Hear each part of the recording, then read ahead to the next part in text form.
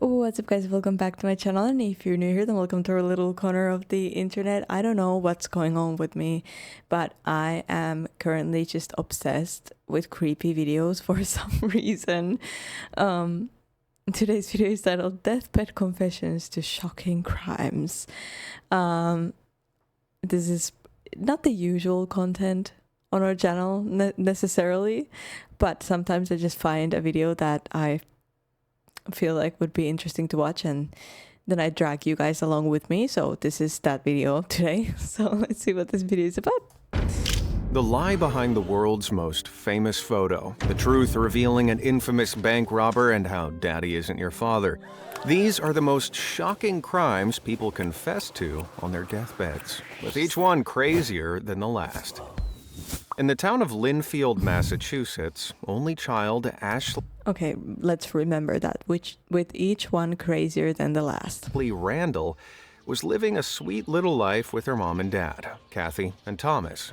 Sadly, all good things must pass, and in March 2021, Thomas got sick with lung cancer. Exhausted after returning from a chemo session, he decided to tell Ashley something that would end up changing her life forever. His name wasn't Thomas Randall. It was actually Theodore Conrad, and he was one of America's most wanted criminals.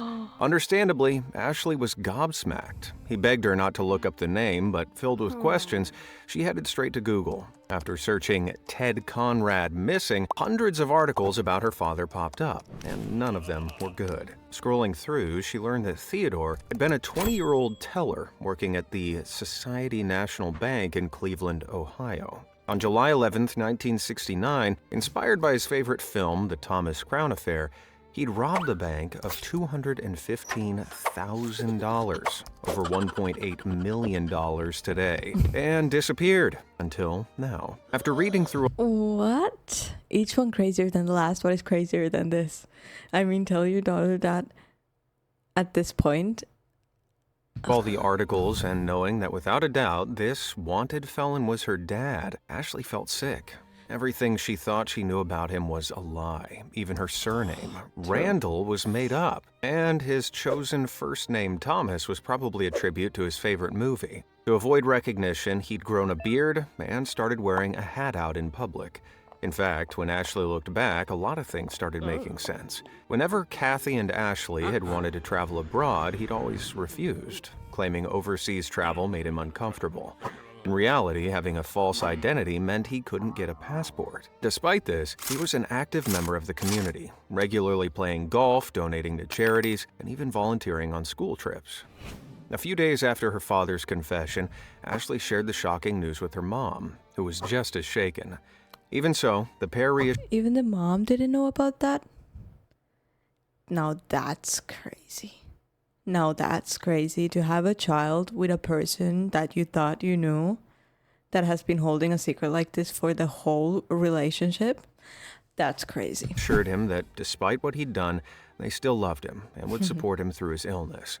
2 months after revealing his true identity, Thomas, or Theodore, succumbed to the cancer. Kathy and Ashley decided they'd grieve their husband and father for a year before informing the authorities about his double life. But that November, U.S. Marshals appeared at the Randalls' door. Turns out, after Thomas had died, somebody had sent his obituary to an Ohio crime reporter with a note suggesting he was Theodore Conrad. Wow. The obituary listed Thomas's birth date as July 10th, 1947, the famous Theodore's, just 2 years older. It also mentioned Theodore's parents, just with Randall added to the end of their names. What's more, in 2014, Thomas filed for bankruptcy, and investigators found that his handwriting matched that of a college application he'd filled out in 1967 as Theodore. Okay, but if a person that has an identity just disappears, doesn't that, like, was no one like, where is he? Like, did no one question it? How did he get away with that? Writing was on the wall, and Kathy and Ashley admitted they'd known about it for months. Thankfully, no criminal charges were filed against them. All they had to do was come to terms with the troubling truth. As we've seen, even parents aren't always the bastion of trust we'd like them to be. Take this anonymous post on BuzzFeed. Yes, that's still a thing, as case in point. The BuzzFeeder, who I'll call Ella, was visiting her grandmother in her hospital bed. Enigmatically claiming she had one last thing to do, Grandma suddenly told everyone apart from Ella's father to leave the room. Ella waited outside with the rest of her family, perplexed, for some time. Then, eventually, her dad burst out with tears in his eyes. See, before she'd passed, the dying woman had told him that as a child, he'd needed surgery. This surgery had meant he was incapable of having kids. She just didn't tell him for some reason. Only Ella's mother had given birth to several children.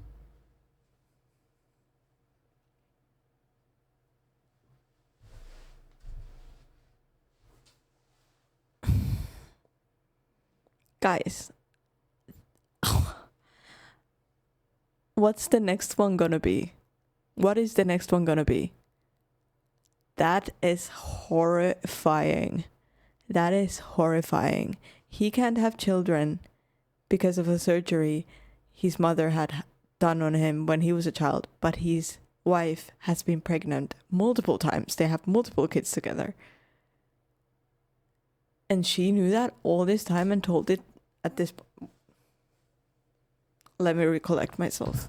Oh, dear. In response to the devastating confession, the kids did paternity tests and proved it to be true. They weren't related to the man they'd known their whole lives as their biological father. Ella's mother had been cheating on him. Why the heck did you wait so long to tell him, Grandma? Literally, this is horrifying.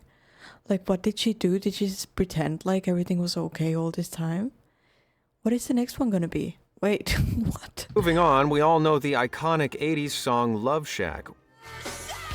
Well, that rusty-roofed home might be more than just some fruity lyrics. Redditor Paper Hands McGee 213, great name, shared how their grandfather, when he was nearing the end of his life, admitted that Paper Hands' mother wasn't his only child, as everybody had thought she was. He said that long ago, in the 1950s, he'd done something in a cabin in the woods, though this was less horror movie and more teen drama. See, back then, Granddad's best friend wasn't able to have children, so he made a proposal to Granddad for him to impregnate his wife instead. Unable to refuse such an offer, Granddad agreed and traveled with his friend's wife to that cabin in the woods, buried away in the remote Ozarks. Then they got to work doing, This wasn't some one and done, though. They spent a whole week there. A whole week? I'd get a headache after one night. His friend even walked in on the pair when he went to check up on them. Man, I can't even imagine. The week of depression.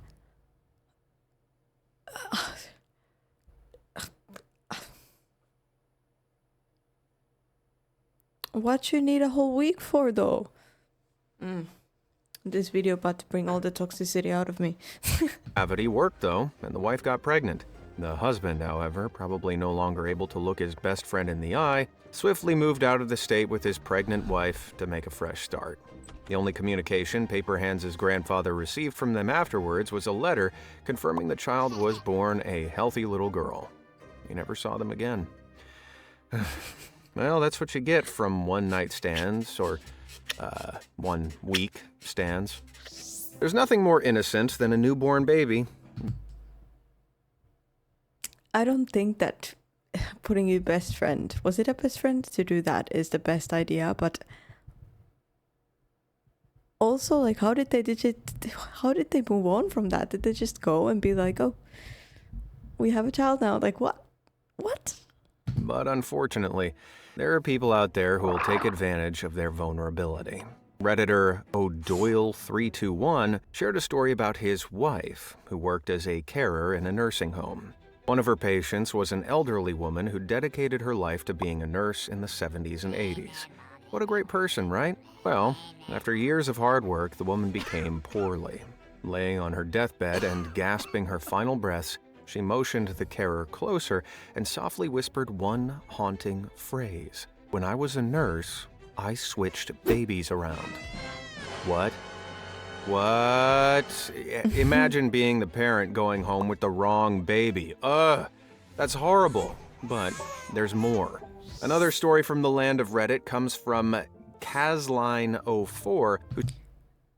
I do feel like the one that couldn't have children and had multiple children was the craziest one so far.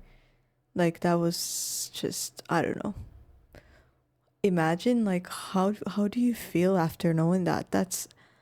It's just horrifying. Shared the story of a woman who was born in China but later moved to Europe. Sometime after, back in China, the woman's mother was dying of terminal cancer, so her daughter flew back to be with her. Then, in her final days, the mother admitted something truly wild.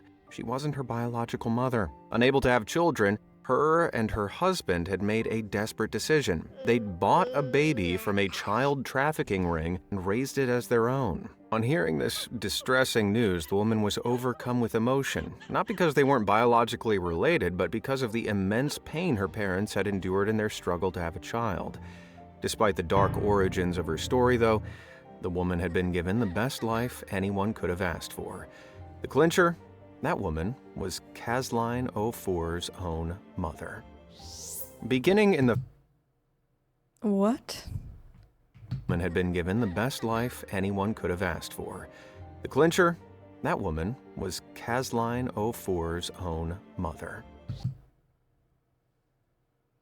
I don't know who that is, but I wish the parents knew that she had a great life, but I don't know.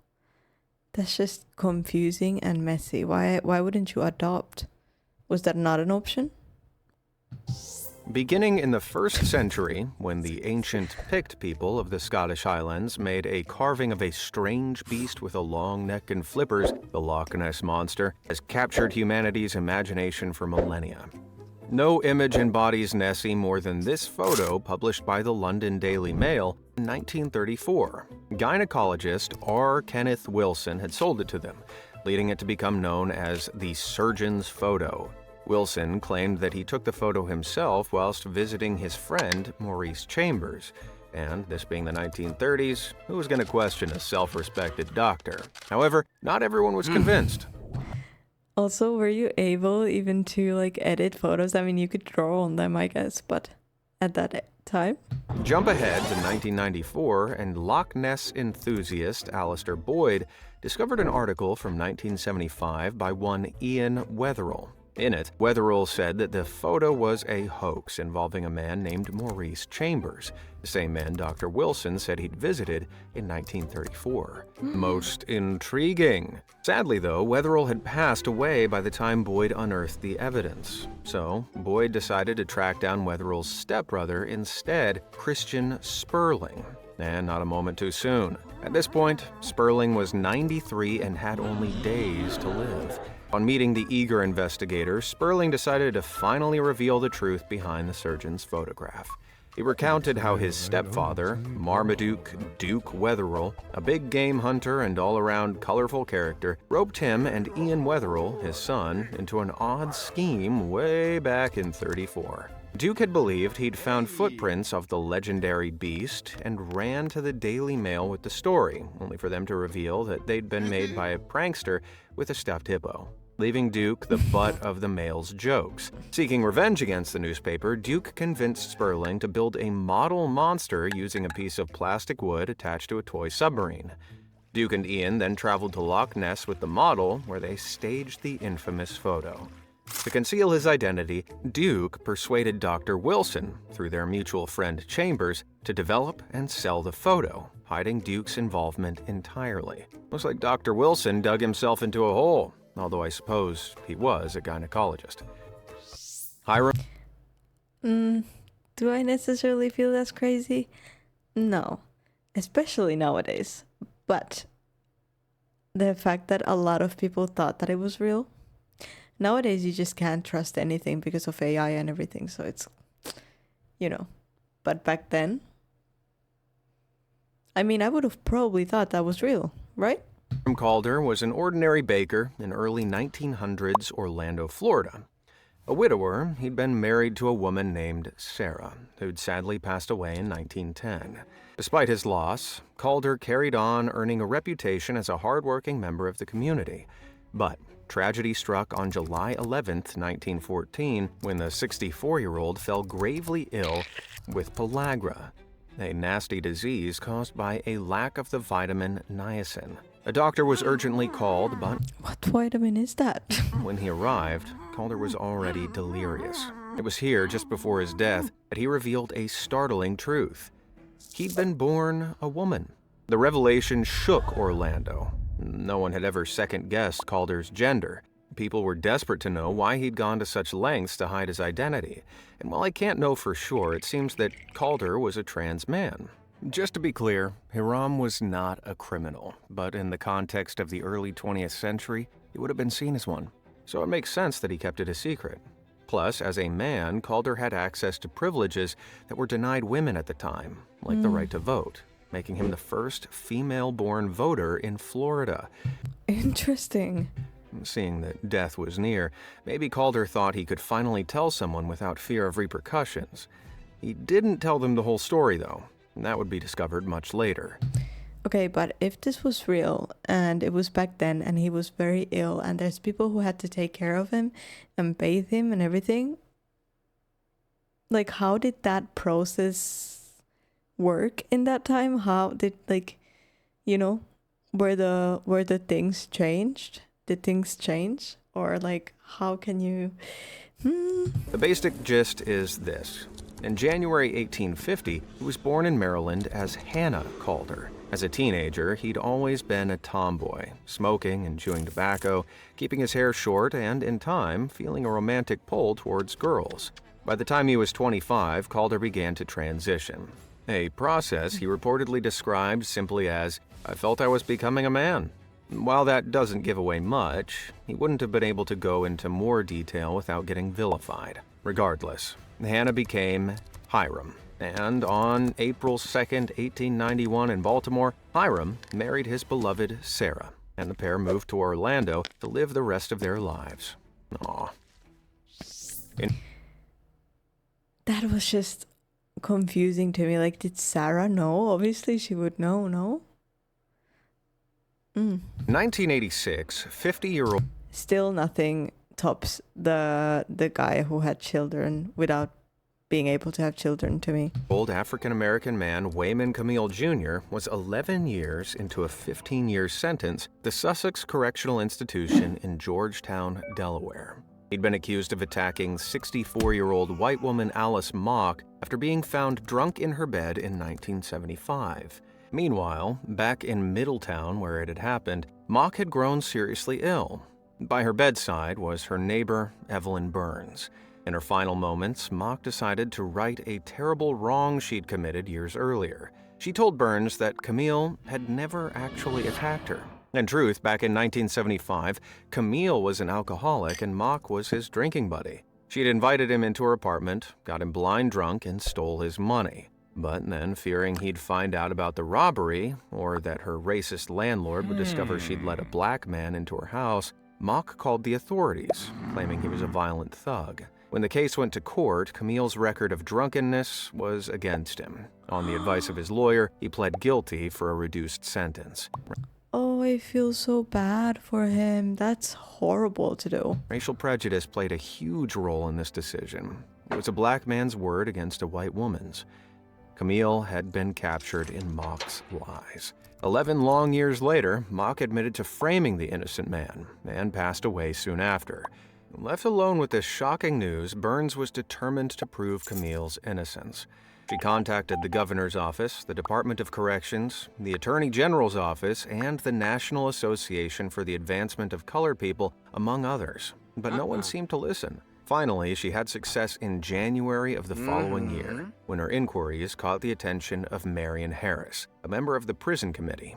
After interviewing Camille, Harris was moved and rallied hard for his freedom. It worked. By June, prosecutors dropped the charges. After 12 grueling years of... After 12 years?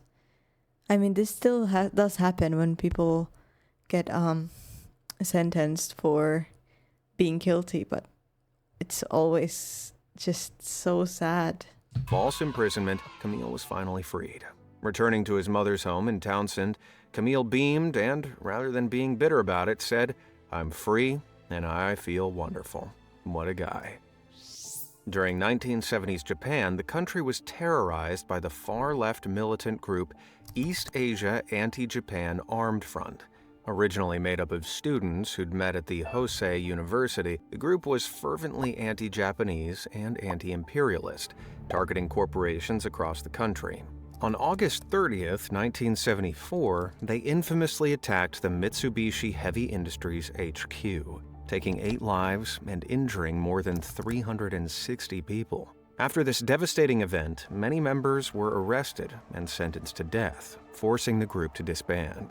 Yet one member, 20-something student Satoshi Kirishima, eluded the authorities and became one of the country's most wanted criminals. The following year, in April 1975, Satoshi was accused of setting off a homemade bomb in Tokyo's Ginza neighborhood. The explosion damaged a building, but thankfully no one was injured. Subsequently, posters for his arrest were pasted all along street walls, but he was never found. But if you're getting away with something like that for so long, why would you still do, you know? Nearly 50 years passed, and Satoshi was all but assumed dead or long gone. Then, in January 2024, a 70-year-old construction worker called Hiroshi Uchida admitted himself into a hospital near Tokyo. He was dying of stomach cancer and quickly given a bed. Though this wasn't any ordinary 70-year-old construction worker. With his end approaching, he told the staff, "I want to meet my death with my real name." Then he told them, you guessed it, he was actually Kirishima.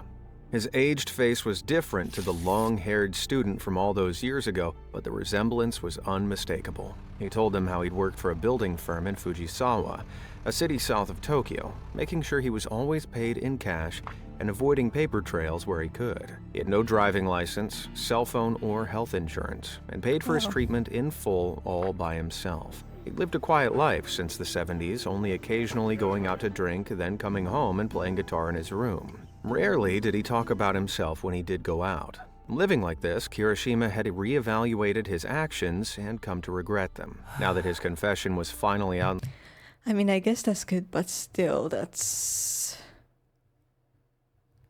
wow. in the open, he took his last breath.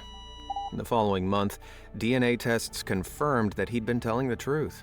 But for those whose friends and family were victims of the front's actions, this confession came far too late. Would you have been able to forgive what Kirishima did? It's a tough question, but if you can answer it, let me know.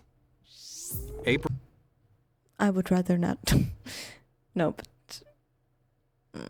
April 11th, 1967. Police arriving at High's Ice Cream Parlor, Staunton, Virginia, were confronted with a horrifying scene. Led by Detective David Bocock, they stood aghast at the sight of 2 teenage employees who had lost their lives. Their names were Constance Smoots Heavener and Carolyn Perry. $138 was also missing from the cash register, leading cops to believe this was a deadly robbery. As the investigation got underway, a witness, William Thomas, reported seeing 2 people running from the scene. Little did Thomas know that his attempt to be a helpful citizen would make him a prime suspect. He was tried in court and acquitted, but suspicion would linger over him for the rest of his life. The real killer, meanwhile, was still on the loose. However, one witness, Joyce Bradshaw, came forward with an account that should have blown the lid off the whole thing. She came to Detective Bocock and told him that she'd gone out for a hamburger with 19-year-old Diane Crawford Smith 2 weeks before the awful incident. When they were in the car, Smith had suddenly pulled out a gun from her glove compartment, saying one bullet was for her abusive stepfather and the other for the Heavener girl. That's not just suspicious, it's downright damning. But days after Bradshaw reported the incident, the detective returned with the news that Smith had passed a polygraph test and bullets from the crime scene didn't match the gun. Then, oddly, Bocock reminded her that Smith was a good shot. Bradshaw took this as a thinly veiled threat and said no more on the matter. That's pretty strange behavior for a detective, don't you think? In June 2008, 41 years later, Bradshaw bumped into one of the victim's relatives at a yard sale. It made her remember that peculiar encounter she'd had with Smith, and she once again shared her story with the police. This time, they listened, though Bradshaw's testimony once again didn't bring the culprit to justice. No, she'd do that herself. By this point, Smith was 61 and terminally ill, staying in a health and rehabilitation center. Friends and family were visiting her round the clock and discussing concepts like forgiveness and redemption, which must have pricked Smith's conscience. On September 10th, police received an anonymous tip-off that Smith had admitted to the crime. And on November 28th, Smith confessed in a formal interview, finally revealing the story she'd been hiding for over 40 years. In 1967, This is just confusing to me because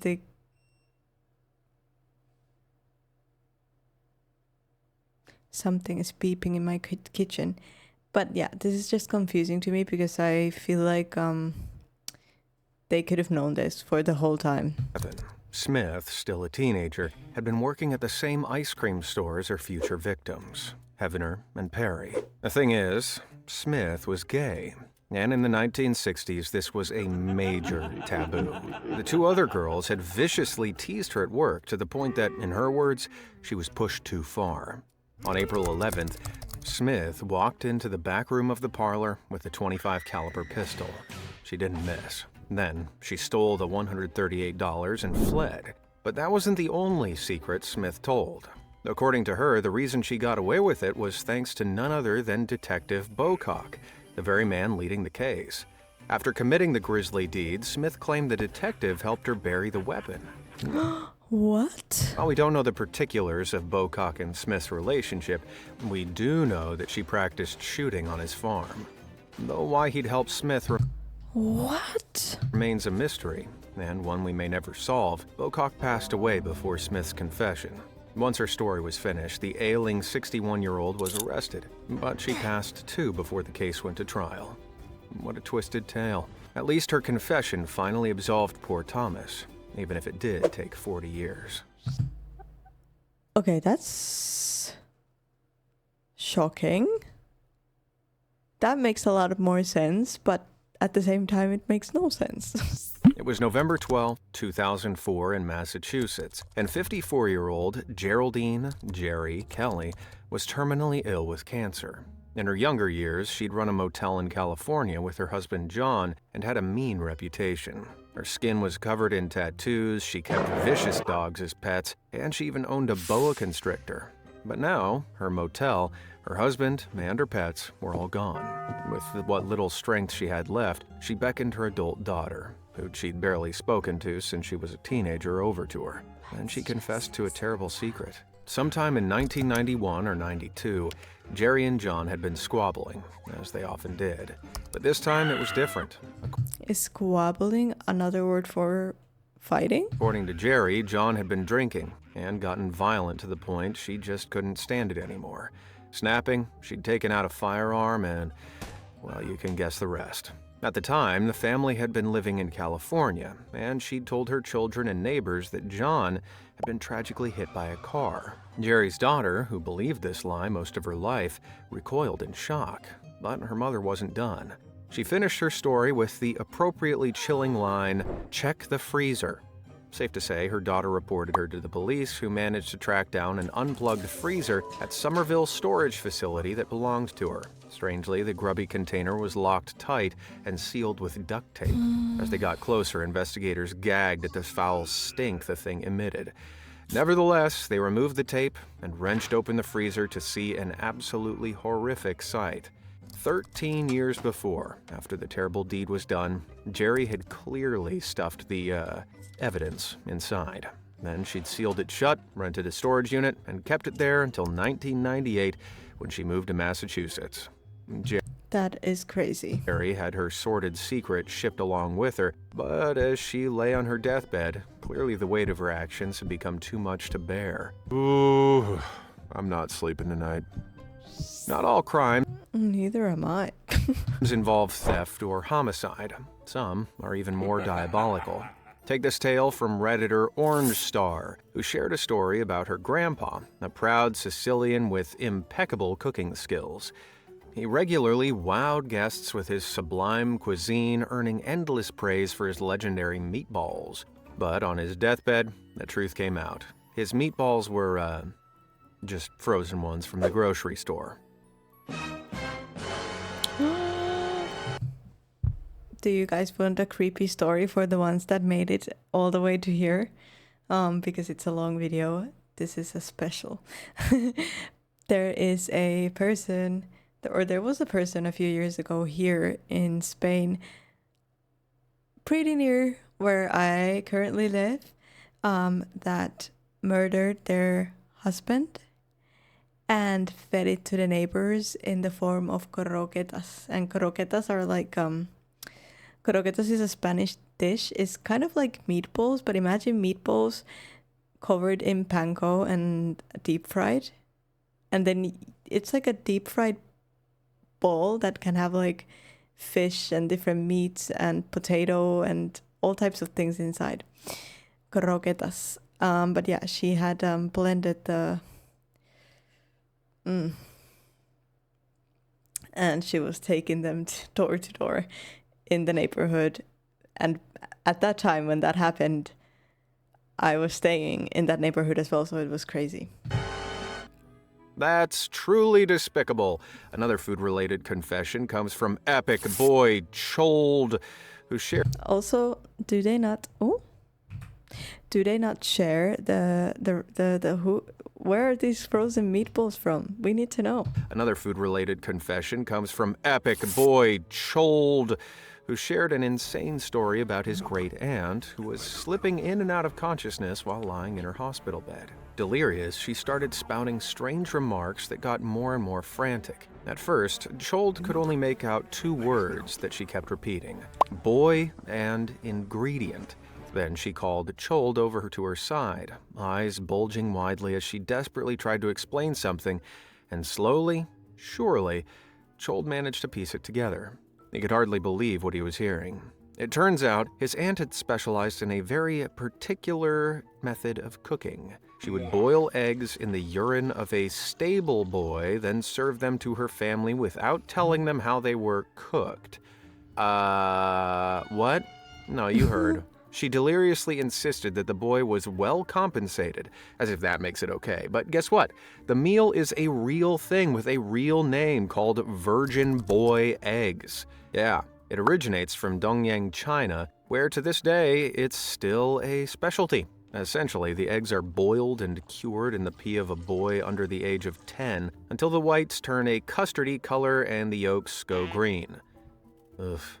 The delicacy is believed to have health benefits and is sold by vendors throughout city streets who claim it's peelicious.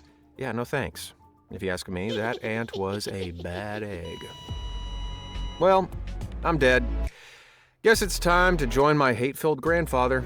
But before I descend to the afterlife, why don't you tell me which crime shocked you the most?